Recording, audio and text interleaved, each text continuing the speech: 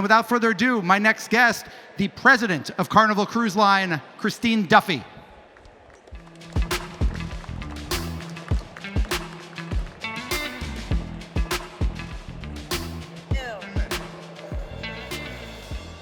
So, Christine, you are the president of Carnival Cruise Line, which is the flagship brand of Carnival Corporation. Just some numbers here. It's kind of crazy. You have over 24 ships. You sail 6 million guests a year, over 40,000 employees. But you made some news today, just a couple hours ago. What's the news? So 1 o'clock today, Carnival Corporation announced that we've just finalized an order for another XL class ship for Carnival Cruise Line. What is an XL class ship? What does that mean? So that is the newest class of ship we have. This is number 10 for the platform, which across 4 of Carnival Corporation's brands, we have these ships. Carnival Cruise Line just took delivery in December of Carnival Jubilee, which is home ported in Galveston, Texas. And so this will be a 4th in that series ship that we'll get in 2027. Well, how long has this been in the works? I ask in the context of, if I remember right, your most recent earnings call, there was a question about new ships, and it sounded like a new ship wasn't going to be contracted out anytime soon. Well, this is part of our measured capacity planning. So, what does that mean? That sounds very corporate speaky. So, you know, the cruise industry has grown a lot, and if you haven't noticed, the ships are getting bigger and bigger. And so obviously with the pandemic that we had, I think we've seen a lot more capacity moving into particularly the US market with China closing to cruising. And so we're being more measured. We also had $36 billion of debt that we took on, and our CEO, Josh Weinstein, is very committed to focusing on the balance sheet, paying down debt. Can I ask about that? Do you feel when it comes to planning, whether that be new boats, whether that means, and we'll talk about ships, properties, ships. I'm sorry, no ships, new ships, new properties, et cetera. How constrained do you feel by this debt, which, as you say, you didn't have 6 years ago? Well, I think the reality is, and we're going to talk about the way the business has come back, and we have 9 brands. We're a global corporation. We've actually taken 2 of ships from our Italian cruise brand. These are brand new ships that were built for the Chinese market. So for Carnival Cruise Line, which operates primarily here in the US, we have ships in 14 US home ports. 50% of the US population can drive to a Carnival cruise vacation in 5 hours or less. Do you anticipate those 2 ships you mentioned that you kind of took from Europe, from Costa, your sister brand? Do you anticipate taking more ships either from Costa or from some of your other brands in other parts of the country in the relative near future? Well, at this point, I think we're excited to get a new build, so we're going to focus on that. But that's going to take several years, though, until that's in. Well, 2027. That's actually not that long, considering our inventory is already open through the first half of 2026.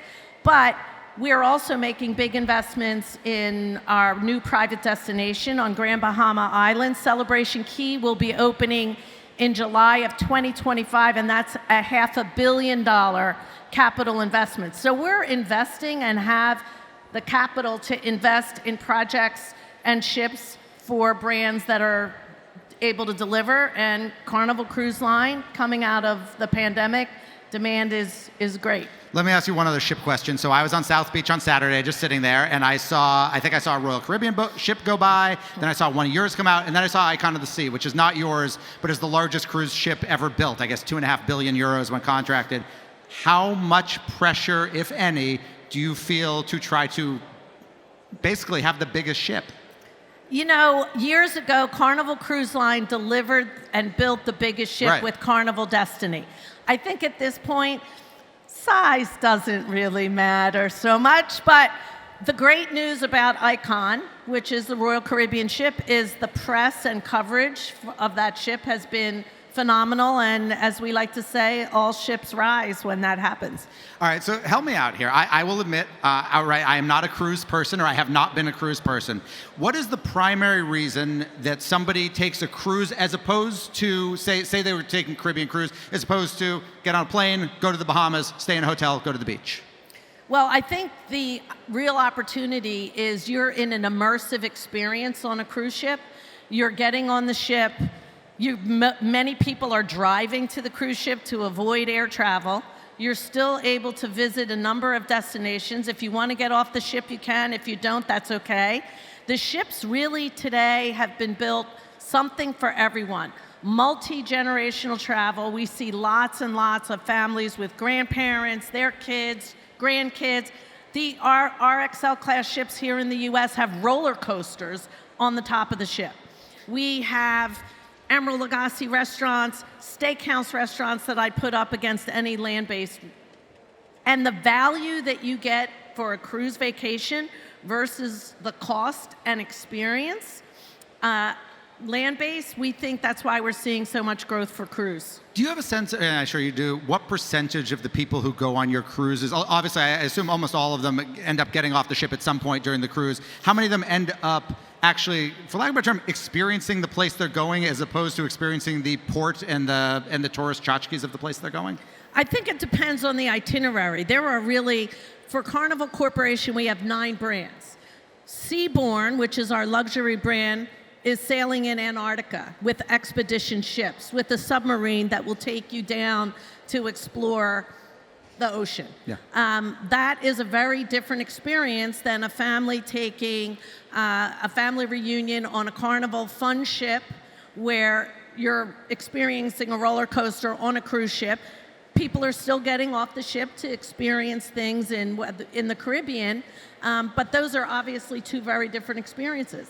Let's talk a little bit. You, sorry, I apologize. On the side, I'm trying. When you talked about the property and the property you guys have in the Bahamas, are you currently, or is the company currently seeking other properties to begin developing? And are you viewing it as purchase or as lease? So it's a combination. We currently already have 5 other, what we'll call exclusive or private destinations. So in Puerto Maya, in Mexico, we have Amber Cove in the Dominican Republic. Or are you leasing so them? Some we have partnerships, some we own and operate.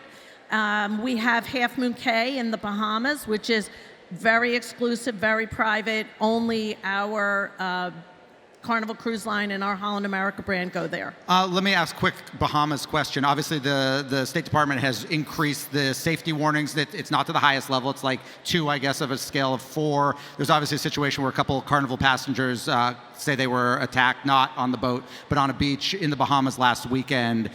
How, as president of Carnival Cruise Line, how concerned are you about the situation in the Bahamas from a safety perspective for passengers, and what, if anything, are you doing to keep them informed of the risks? Well, that specific incident is under investigation, and until that's concluded, we are advising our guests not to go to that beach or resort until that concludes. But unfortunately, I think whether you're in the Caribbean or whether you're pick a major city in this country, there are issues with security, and we've added a significant number of security officers to all of our vessels since we've returned from the pandemic.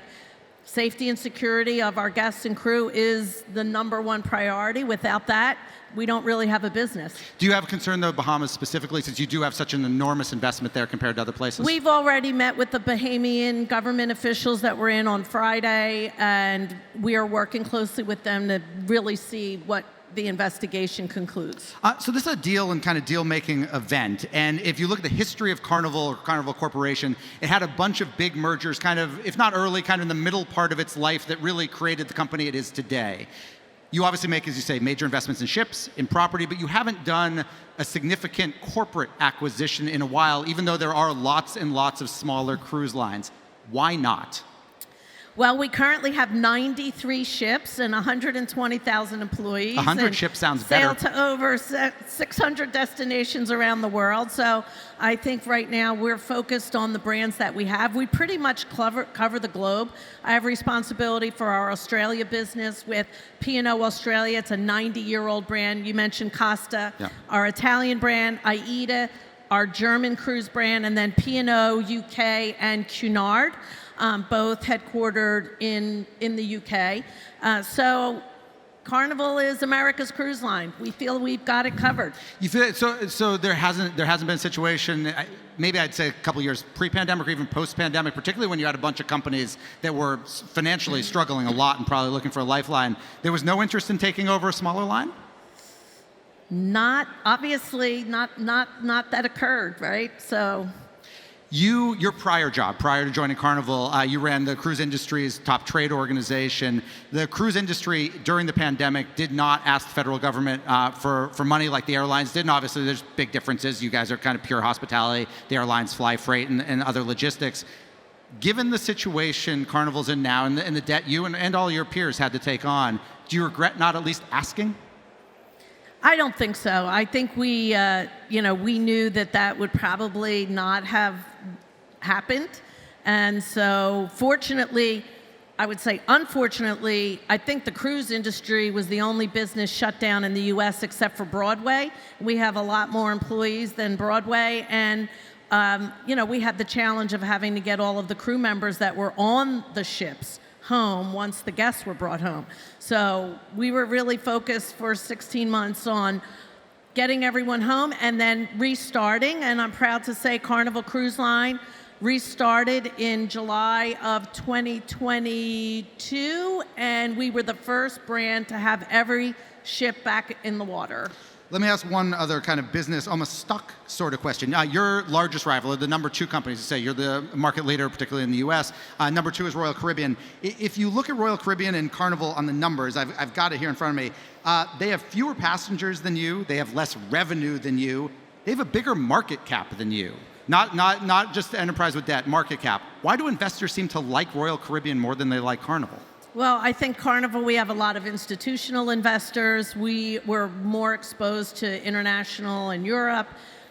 Those are good questions for our CEO, Josh Weinstein, and I'm going to focus on Carnival Cruise Line, if that's Fair okay. enough. This is also maybe a broader Carnival question, but there's been you obviously had the Red Sea situation with the attacks there have obviously impacted the company. For you on Carnival Cruise Line, what, if anything, has that meant for you and your job? So for Carnival Cruise Line, our brand, we do not have any of our assets deployed there. For the corporation, there are 12 ships that have changed up their itineraries that would have been operating there probably through May, and then nothing else until November. And I think we released publicly that'll probably cost 7 to 8 cents earnings per share for. Let me ask a customer experience question, which is there's obviously, compared to say cruising 10 years ago, 20 years ago, a lot more technology on the boat. There's a central app for passengers. They can order basically everything. Cruising, one of the benefits to it is that it's supposed to be a high-touch experience for the customer with your employees. Are we going to keep going more towards high-tech and away from high-touch? And are there points in which you say, yeah, that sounds like a good idea, but we're totally losing the human element? At some point, are there basically going to be robots delivering everything on the boat? Well, I think it's a balance of focusing the technology where we can remove friction. So, for example, with our Hub app, which has been downloaded 10 million times, 90% of cabins on the ship have at least one guest using the app. So if you make a reservation for dinner or you want to go have brunch, you can do that through the app, and the app will tell you when you can come down and your table is ready. The alternative is you can go stand at the hostess desk and wait until your table is ready. So I don't think it removes the personal touch. You still have that experience, whether you're in the dining room, whether you're at the pool, and you've ordered a drink, a pizza and a beer that somebody will deliver to you at your pool chair. But you're thinking about, will robots eventually be the one bringing me the drink at the pool? I never say never, because I could never have, I've been around a long time. I couldn't have imagined that I'd be using my phone to order a pizza and a beer on a cruise ship and have it delivered to me at the pool. My final question, let me ask a marketing question. Carnival was the first company to advertise, first cruise company, to advertise with Amazon on its football, on its NFL programs. Yes. You guys didn't do a Super Bowl ad, though, and you haven't for years. You did one like 10, 15 years ago. I have it written down. 2015, 9 years ago. Why have you not done a Super Bowl ad since, including the other night? Have you seen how much it costs to do a Super Bowl ad? I've seen your numbers. You have money. we look at it every year and we made different decisions. I mean, we still are advertising with NFL sports. Okay, is there one and place that you're basketball. advertising or marketing that people might not expect something unusual? Well, we're taking over sponsorship for the rodeo in Texas, and that is a very big deal. We're in South by Southwest. Amazon, the Thursday Night Football was a bet the marketing team made that people would watch Thursday Was it a good Night bet?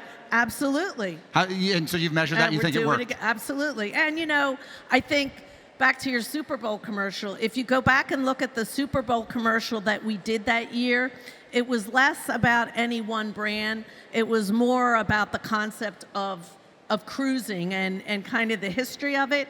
Our focus today, as many companies, is whatever we're investing in, we want to be able to measure specifically the return on that investment against our guest. Christine, thank you so much for your time. You're welcome. Thanks. Thanks for having me.